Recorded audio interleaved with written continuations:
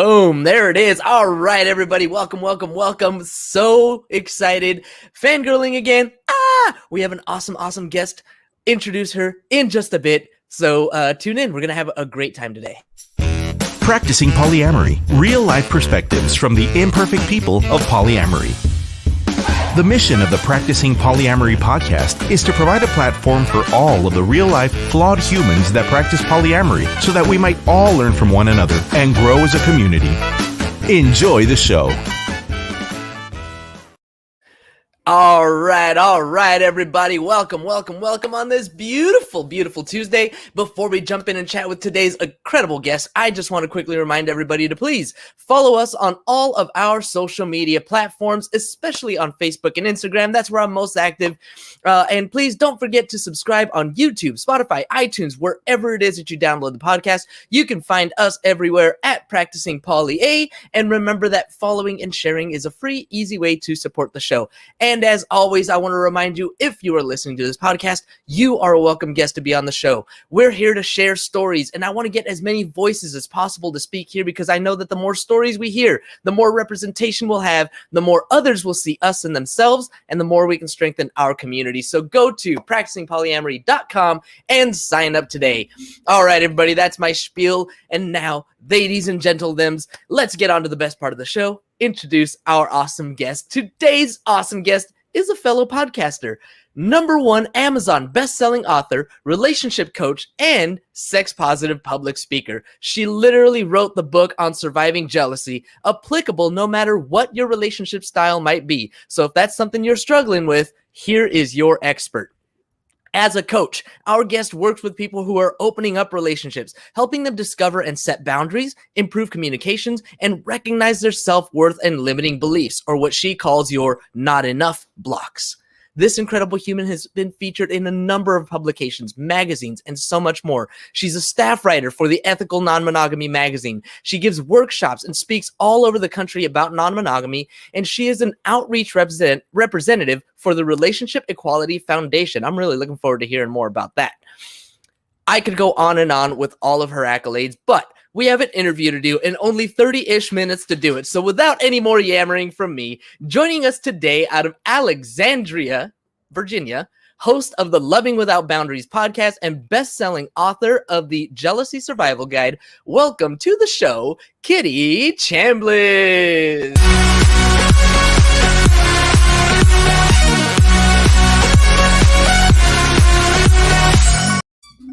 Woo!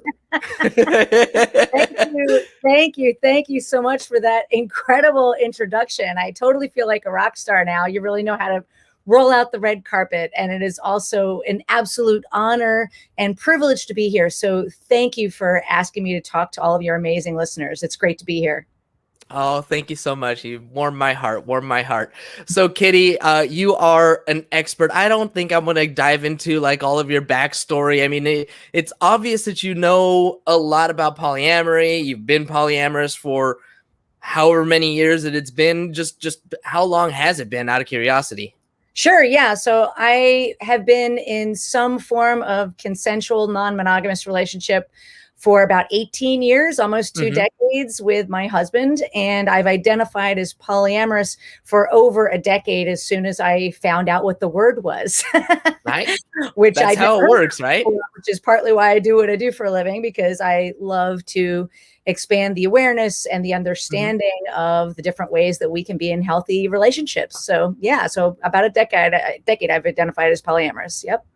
I love it. And I mean, you, like I said, you wrote the book on jealousy. So what was it that kind of went into that? Did you have a background in psychology? How did you write that book? Wow. So it's an interesting story. I would say ever since I was young, I was reading self-help books at the age of 7. I kid you not. So psychology and relationships has definitely been something I've always been interested in, but that wasn't my first career. And I've just always studied relationships, whether they were intimate relationships, whether they were friendships. And I would say that the first time I was experiencing jealousy was not in intimate relationships so much. It was more in friendships, or as I was climbing the corporate ladder and I might get promoted and somebody else didn't. So I was kind of the recipient of other people's jealousy. Mm-hmm. But once I did start to identify as polyamorous and have multiple partners, I was also on the end of feeling the jealousy, like when my Right. husband started to have other partners. And then I just was doing a lot of research in how could I manage those emotions? How do I build that emotional intelligence muscle? And I just walked the walk and talked the talk. And eventually I thought, wow, this is amazing. And why should I keep all of this knowledge to myself?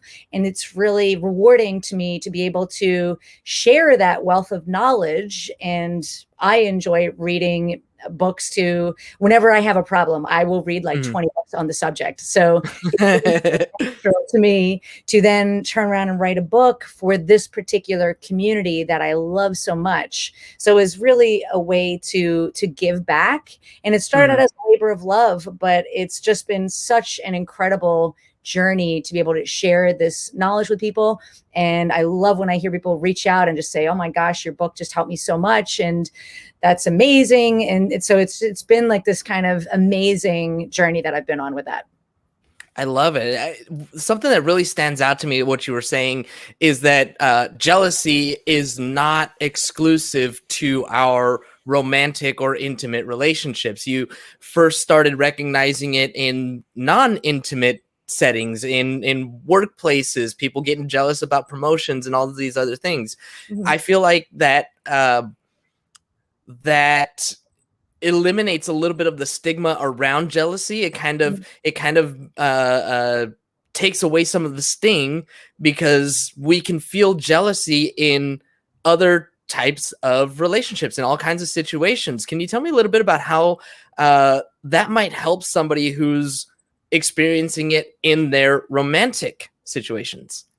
100%. Yes. So I think there is a lot of shame, particularly in the consensually non-monogamous and polyamorous community, about feeling jealousy or feeling envy.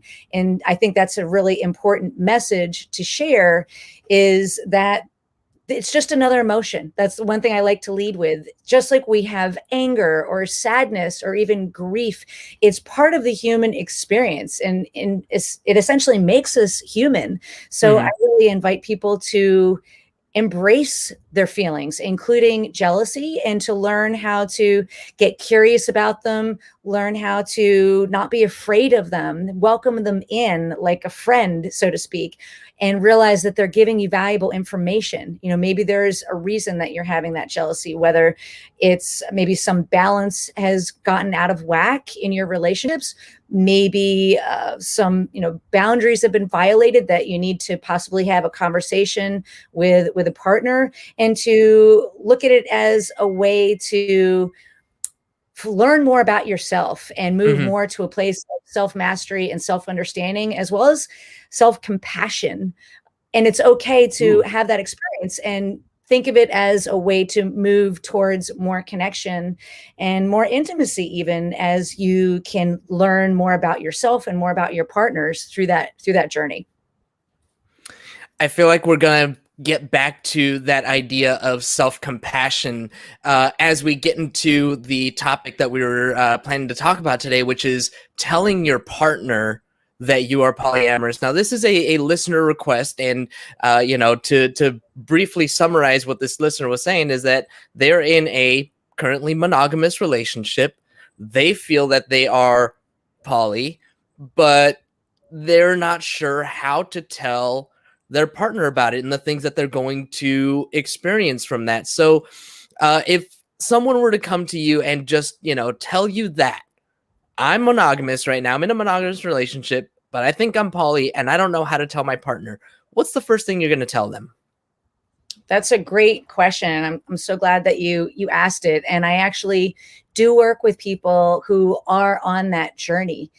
And it can be a hard place to come to. So first, I want to honor the person who asked the question, because it does take a lot of courage and guts anytime we're kind of swimming upstream in an area where we are a minority. So we do live, of course, in a world where the average person walking down the street is practicing some sort of monogamy and grew up in that world. So it really takes guts to say, you know what, maybe I'm a little bit different, and maybe I'm ready to start acknowledging that. So first, I would say to give yourself some grace and some acceptance that it's okay to get curious about that.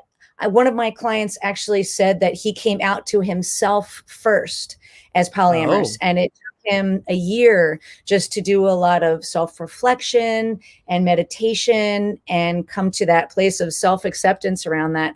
And I thought that was a beautiful framework, like giving himself permission to identify in a way that made sense to him. So I would say that's a great first place to seek some clarity and to check in with yourself. You know, does this feel right? And to allow yourself to do some research around that before talking to your partner. Then once you get to a place where you do have that clarity and you have some inner strength around it, maybe just a little bit of confidence, then I would say from that place, you can take that to your partner, realizing that, and there's lots of different ways we can walk through this, but realizing that, yes, this might be kind of shocking information to tell your partner, especially if you've been in a relationship that has been monogamous, whether it's for months or years. So to know that this could land for them as possibly scary or shocking. So after you've given yourself some self-empathy and permission to identify who you are, also to have some empathy and maybe some compassion for when you are talking to your partner, realizing that this may be a difficult conversation. So I would say just having that awareness first, and I'll stop there to see how that landed with you too. Yeah. No, that awareness is key. Absolutely. You're talking about going into potentially, I don't know, it sounds like you're saying to go into maybe poly groups or start reading poly books, start listening to poly podcasts, you know, all these different things to kind of get an idea of what it all means and really have a full understanding of what it is to make sure that it actually is what you're aligning with, because otherwise you might be jumping the gun and speaking on something that you're not totally sure about. Am I getting that right? I would say so. I've sometimes talked about it as there can be 3 different stages. So the first stage might be confusion, like you're not 100% sure yet. Am I polyamorous, or am I maybe some form of consensual non-monogamy? And I don't want to get that specific with a label. Maybe you don't even want a label yet. So doing some research to first get some clarity. Then the second stage might be surrendering to it yourself, like giving yourself permission to say, okay, yes, I think this is who I am, but I still want to sit with it a little bit more because I don't necessarily have the language yet, and I'm not quite sure if I'm ready to talk about it yet. And then maybe the third stage I would call is when you are ready to move forward. You are ready first to tell your intimate partner, and then beyond that, you might think of it as layers. So you can think of it, I guess, as first you're admitting it to yourself, then one layer out, you're telling your intimate partner, and then maybe down the road, you might want to bring it out to another layer of telling your friends and your family. But I would say to give yourself permission to go at a pace that that feels good to you, and of course feels ethical, right, and respectful to your partner, right? Because at some point they're going to have a right to know. But you can meditate on that. You can, as we were talking about, do some research to figure out when is the right time. And it's also okay to, as you're talking to your partner, say, hey, I'm still figuring this out. And while I'm figuring this out, I want to maintain my connection with you. I want you to know what's going on with me, if maybe I'm being pensive, so that you're cluing them in, and that way they're feeling part of the process. Does that make sense? Yeah, it totally does. I'm going to give away one of the secrets to my book that I might probably never write, but through all of my journaling that I've done, especially this was in my Navy years, I came up with this acronym. It was IIAA, and it stood for Identify, Internalize, Analyze, Act. Mm, And so first is identifying, am I polyamorous? Am I consensual non-monogamy? Am I, whatever, any myriad of these different labels? Then it goes into internalize. And so that kind of sounds like we're talking about making it part of our identity and accepting, okay, this really is who I am and what I am. Then it's the analyze and, okay, how do I feel about that, et cetera, and so on. And finally, we can act and bring this to our partners. hmm Yeah, I How's love that it. sound? Yeah, that's a great acronym. And I love how you said bringing it part of our identity too, because Yes. some of this is like an identity claim. What I Yes. often say to my clients is we can evolve and change over the course of our lives. God willing, we live long enough, right? So we don't necessarily have to be the same person that we were 10 years ago, 20 years Mhm. ago. So much of this is giving ourselves permission to evolve and change, and surrounding ourselves with people who welcome that and accept us that way, and Mhm. knowing that you may also find yourself in places where when you do evolve and change and you share that with people, there are going to be some people that's going to rub them the wrong way, and it may feel uncomfortable. Mhm. So Mhm. I want to share something that I love your acronym, something that I learned from a wonderful coach named Rick Clemens. He's called the Coming Out Coach, and he taught me the 4 C's. So in terms of coming out, so the first one is to get curious. Am I polyamorous? Am I not polyamorous? Mhm. Then having the courage to first admit it to yourself, and then the courage maybe to talk about it eventually with other people. Having that confidence when Mhm. you are sharing it from a place of inner strength and you've already maybe made that identity claim, so to speak. And then the 4th C is the commitment. This is who I'm Mm. committed to, this process. I'm committed to my evolution. I'm committed to walking the path. And that can give a lot of powerful why for moving forward. And a quote I love to share that is great about the concept of coming out. This is by Jonathan Fields, who I've seen speak live. He says, before you can be unapologetically joyful, you got to be unapologetically you. And I love that quote. And it also speaks to So everything we're good. talking about. First, you have to figure out who you are in that moment, because again, it might not be who you were 10 years ago. And then you can start to move into a place of joy inside and then out with people who can have that joy with you. Mhm. I surrender to your will. That's awesome. I love it. Yeah, that's so good. All right, so we're attacking this from the perspective of the person that's coming out, and they're coming out to somebody who is very important to them, somebody who they have been in a committed relationship with for months or years or who knows how long. What do we say to that partner? What can we?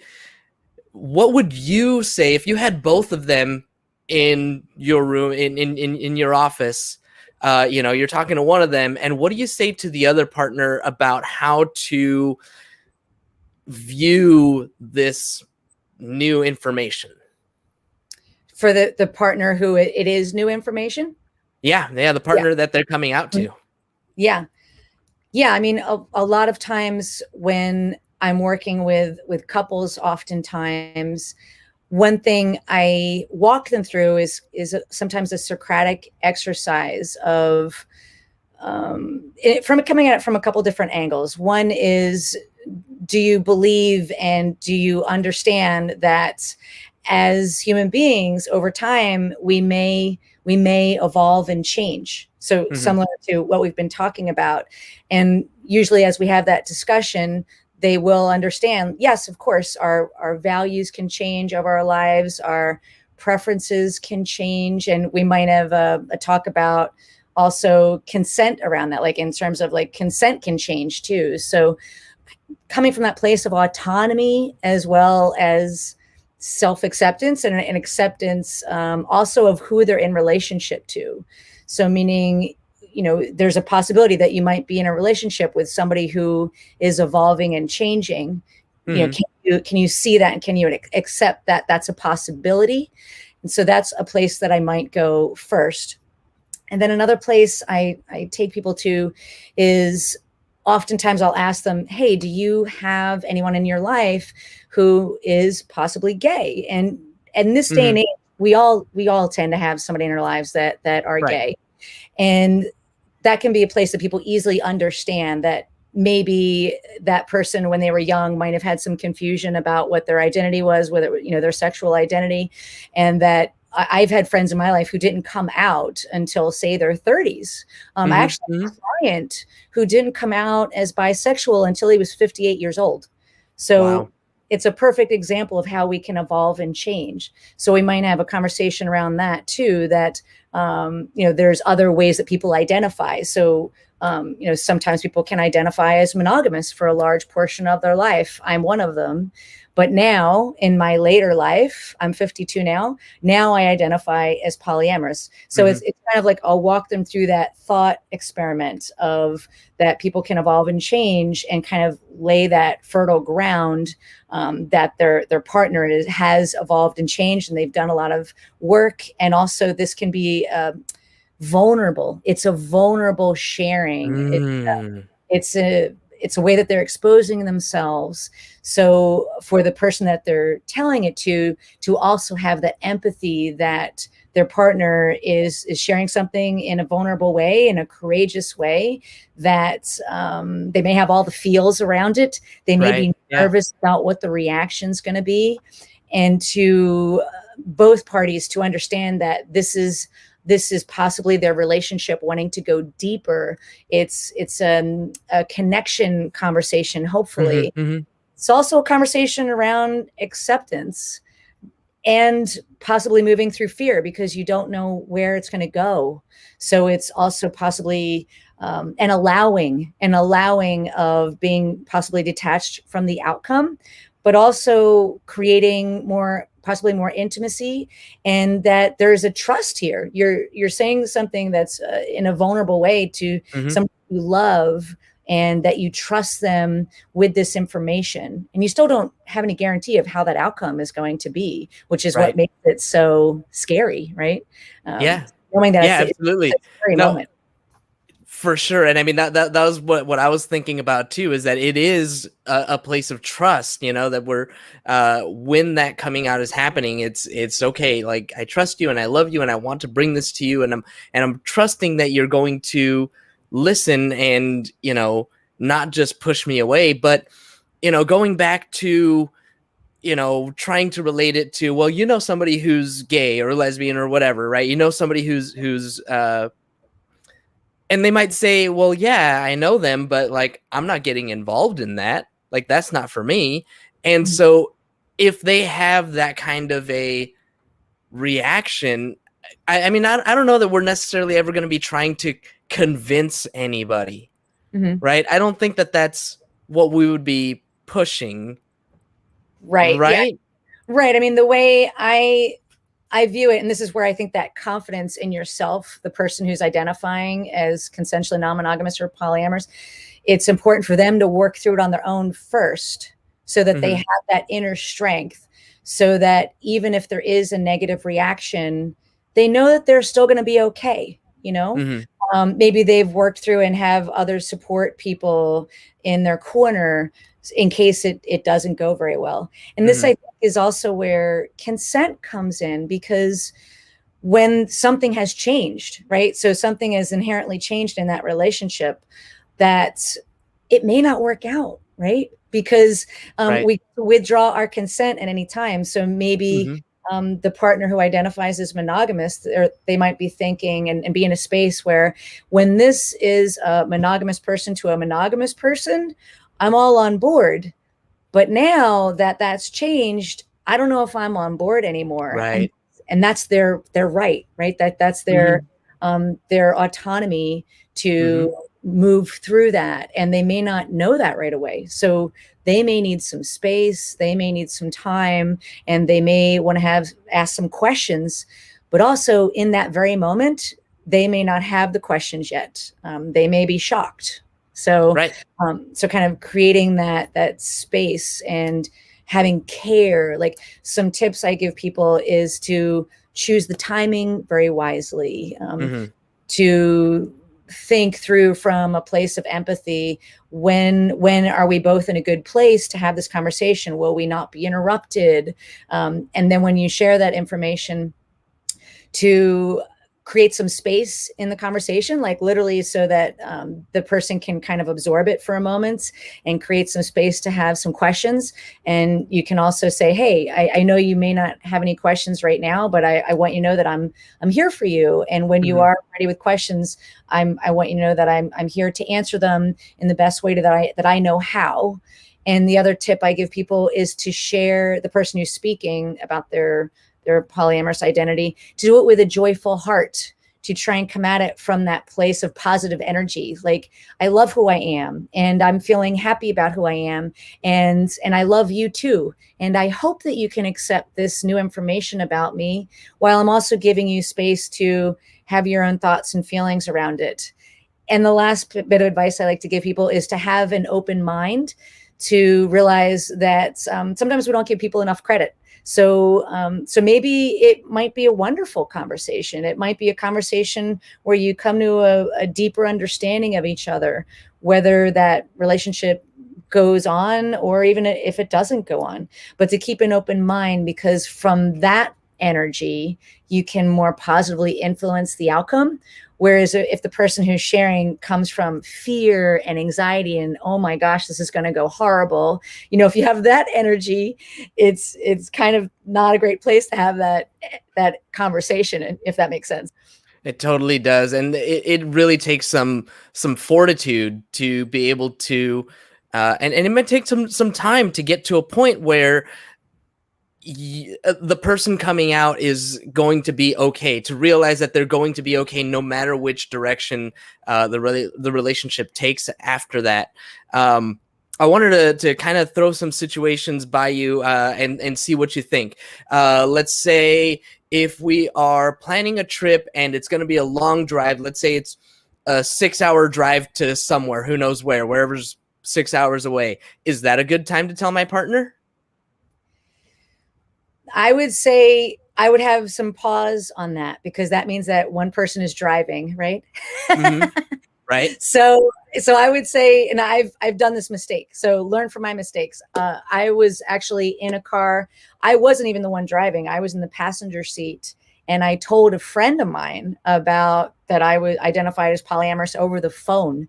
And it ended up not being a good situation doing it over the phone versus face to face, where I could read their body language and I could have a lot more empathy for how this landed for them, because they actually got shocked and were actually a little bit angry in that moment. And I wasn't driving, thankfully, but if I was driving, that would not have been a good situation if it didn't go well. So I would say maybe driving not. I would say not while driving, I would say is not a good time to do it. More when you could have some uninterrupted space and you can read each other's body language and see each other in the eye, and you can, pause and be able to have some physical contact if that helps one or both of you to feel safe, or to like creating a safe container for the conversation. But also to trust your instincts. So I'm just telling you also from my own experience, but safety means also the physical safety. So that's also what I mean about if one of you is driving, like that might not be the safest time to do it. Right. Yeah, that too. So the other thing is when somebody hears the words, "we need to talk," that's like, oh crap, something not good. So what's a good way to approach this conversation? And that's a great question. So I think coming from that place of keeping an open mind and coming at it from a joyful heart, one of the ways that my husband and I would tell people is we would make sure that we were in a good place. We've also practiced ahead of time, like we practice like our elevator speech. So knowing that however you're going to say it is the best Emmy Award winning speech of all time. And having that kind of energy around it. And it only has to be a couple sentences, but the introduction, I like to say to try and not have it seem like it's this anxiety producing, fearful conversation. So a little bit more, and this can also come with practice, trying to come from the energy of joyfulness and also a little bit of, it depends on the person you're talking to, right? So trust your intuition. But if you can have that energy of matter of factness, and joy. So, there's something that I've come to realize about myself. I've done a lot of introspection, and I've even done some research around this. But there's something joyful that I would love to share with you. Are you in a good space to have that kind of a conversation? So I would add in asking permission to have the conversation, but coming from that positive place. So you're creating a nice framework for it. And also another way to frame it is there's something about myself that I want to share with you because you're really important to me. So you're reminding that person that they have a special place in your life, and that's why you want to share this. So it's just another way to kind of create a beautiful framework for the conversation to help influence as positive of an outcome as you can. Knowing at the end of the day, you can't control the reaction, but you can create a fertile environment for it to at least go as positively as you can make it. It's all about the framing. If we're approaching it in like, hey, I got to tell you something, as opposed to, hey, there's something I really want to tell you about myself, and it's the energy around it. Yeah, absolutely speaks volumes. I love it. All right, Katie, there's two last things that I want to ask you. First of all, you know what? Thank you. Like, this has been super, super enlightening. This has been a great conversation. I hope that our listener who asked this question has gotten all of their questions answered.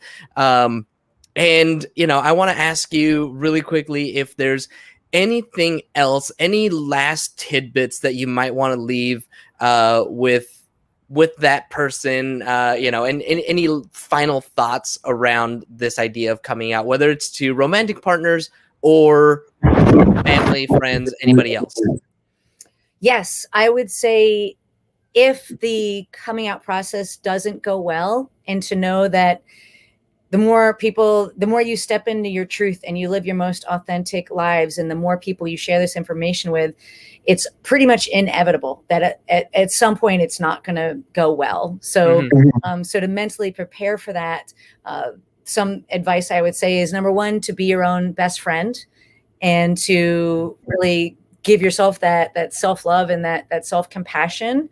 And one way to frame, well, I'll talk about that in a moment. And the second thing I would say is to create the space to practice some self-care. So whether self-care looks like taking a bubble bath, or going and getting a massage, or talking to somebody who has your back and really accepts you for who you are, whatever self-care looks like for you, to give yourself permission and also take active steps to get that self-care if it doesn't go well. And then the third is to reframe it in some way. So we can frame or talk about or give meaning to an experience in a way that disempowers us, or we can give it a meaning that empowers us. So if, say, a coming out doesn't go well, you can think to yourself or ask yourself the question, even though this was a challenging conversation, what's a gift or something beautiful that I can take away from this conversation? Or what did I learn from that experience that I can take into the next conversation, or I can take into tomorrow? Or what muscle did I build? Did I learn more resilience? Do I feel like I'm now a stronger person? Do I have more conviction maybe about who I am? And that can be another way to reframe it. And maybe the last bit of advice would be that sometimes the way people react, to know in your heart that sometimes it has nothing to do with you. I love this quote from Dr. Seuss that I like to share sometimes, which is, be who you are and say what you feel, because of those who mind don't matter, and those who matter don't mind. So, to also kind of trust your instincts about who you invite into your life, who you keep into your life. And that can really be a beautiful thing as well. Love, love, love all of that. Thank you so much. The last thing that I wanted to ask you, you've done so much. You've got your book, you do coaching, you are the Relationship Equality Foundation. Tell me a little bit about all of those things and also where people can find you to work with you on any of those projects. Sure. Yes. The Relationship Equality Foundation, that website is, I don't have it memorized, but I think it's ref.org or something very close to it. And they're an amazing organization that you can donate to, helping create more awareness and understanding that there is more than one healthy way to be in a relationship, including consensual non-monogamy and polyamory and different types of open relationships. I know that they do accept donations. I'm also part of the American Psychology Association Division 44 Committee on Consensual Non-Monogamy. It's a great organization that I volunteer my time with, and they're amazing. And they are also creating awareness as well as more understanding in, say, mental health and how people who are a minority are looking to get health services and creating more opportunity there. And in terms of how to find my work, the best way to do that is to go to my main website, which is lovingwithoutboundaries.com. There you can find my podcast, my blog, as well as if you are struggling, there is a masterclass that is free that you can watch in terms of if you're struggling with challenging emotions such as jealousy or guilt or shame about living your most authentic life. There's also an opportunity if you want to simply book a call with me. So I'll just leave it with that. If there is anybody who is struggling out there, to just know that you don't have to struggle alone, and that there is places that you can get help, and to know that that is out there in a really beautiful way, and to reach out. And there's no shame in reaching out when you do need help, so that you can live your best and your most authentic life. Perfect. Gosh, I don't want to out our guest, but she did leave a comment and said, thank you both so much. This was so helpful. So thank you, Kitty, so very much for spending some time with me today. Really, really appreciate it. I just wanted to really quickly ask the Relationship Equality Foundation and the Chapter 44 of APA. Is that what it was? The APA Division 44 Committee Division 44? on Consensual Non-Monogamy. Mm-hmm. Just out of curiosity, are they involved with things like, what's the other one? It was the legal advocacy, polyamory legal advocacy code. I can't remember what the C word is. Anyway, are they involved with things like what's going on in Somerville, Massachusetts, and actively working to get laws passed and rights, recognition, all that kind of stuff? I would say they're not directly involved, but they definitely have their hands in research and supporting those causes, as well as creating awareness around that. Absolutely. Mm-hmm. Very cool. Very cool. All righty, Kitty. Well, thank you again so very much. Really, really appreciate the time that you spent with us today. It has been an absolute honor. I really do hope this conversation helped a lot of your listeners. And thank you so much for having me on. It's been incredible talking to you, and I've loved every minute of it. Thank you so much. Thank you. And thank you, as always, to our live audience for tuning in. As a reminder, when we're live, you get no commercial interruptions, but the same can't be said for those podcast downloads. So if you want to avoid the commercial interruptions, be sure to catch us live Monday through Wednesday right here, 2:30 Pacific time, or sign up for Patreon, where you'll get access to our commercial-free RSS feed and support the show. Don't forget to subscribe on YouTube and wherever it is that you download your podcast if you haven't already. And please leave us a review. We'll really appreciate it. Thank you all, as always, for tuning in, and until next time, Have a nice day! Thank you for tuning in to the Practicing Polyamory podcast. Would you or someone in your polycule like to be a guest? Sign up at practicingpolyamory.com and join the conversation. Please support us by subscribing, liking, and following us on social media at Practicing Polya by clicking any of the affiliate links on our website, or by subscribing at patreon.com/practicingpolya.